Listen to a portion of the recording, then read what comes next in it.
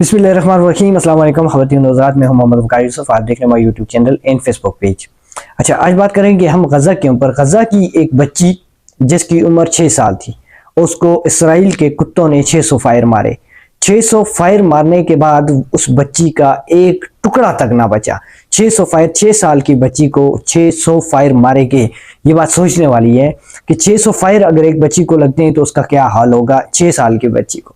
तो हम यहाँ खड़े होकर जिहाद की बातें करते हैं और हमारे हाथ में कोका कोला या कोई भी इसराइली प्रोडक्ट होगी।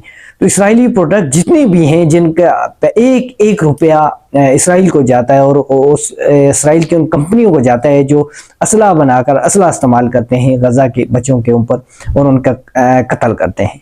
हमारा एक एक रुपया जो इसराइली प्रोडक्ट खरीदने में और उसके टैक्स पे जाता है वो सारा गज़ा के बच्चों का खून, ये समझिए कि हम खुद खून पी रहे होते हैं।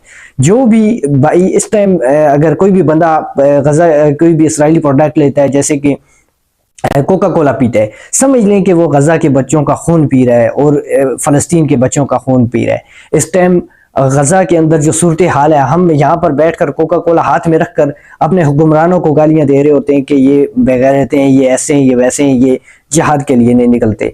जिहाद हम भी कर सकते हैं, जिहाद ज़बानी भी हो सकता है, जिहाद हम सोशल मीडिया के ज़रिए भी कर सकते हैं, जिहाद हम बाइकाट की सूरत में भी कर सकते हैं।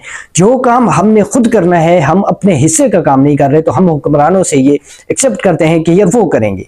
तो ऐसा नहीं है कि जब आप अपने खुद से शुरू करेंगे ना, खुद बाइकाट करना शुरू करेंगे, तब जाकर आप हुक्मरानों को भी कह सकते हैं कि ये जिहाद के लिए निकलो। तो हम कहते हैं, यहाँ बैठकर सुनते हैं कि काश में फ़लस्तीन का वासी होता तो क्या करता।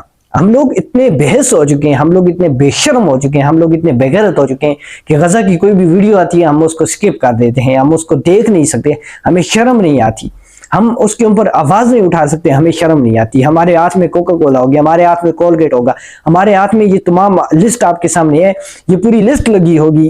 ये इन चीज़ों में कोई ना कोई चीज़ हमारे पास लाजमी होगी जो हम डेली के बेस पर ख़रीद रहे होते हैं।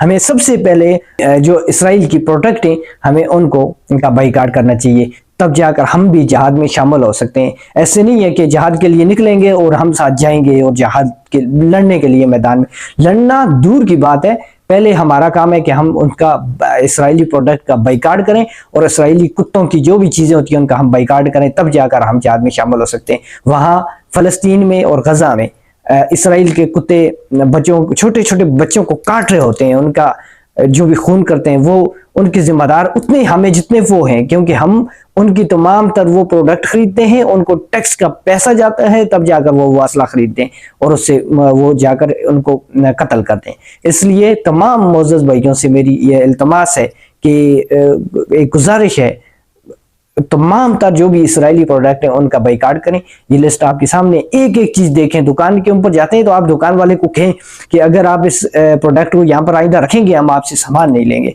हर चीज़ का बाइकाट कर दें, तो फिर इंशाल्लाह हम भी जिहाद के अंदर शामिल हो सकते हैं। जिहाद सिर्फ ये नहीं है कि हम मैदान में जाएंगे तो हमें मौका मिलेगा तो लड़ेंगे। वो मौका कब मिलता है कब नहीं मिलता, ये बात की बात है। पहली चीज़ है कि हम बाइकाट करें हर चीज़ का, सोशल मीडिया के ऊपर हम आवाज़ उठाएं कि इसराइली प्रोडक्ट का बाइकाट करें।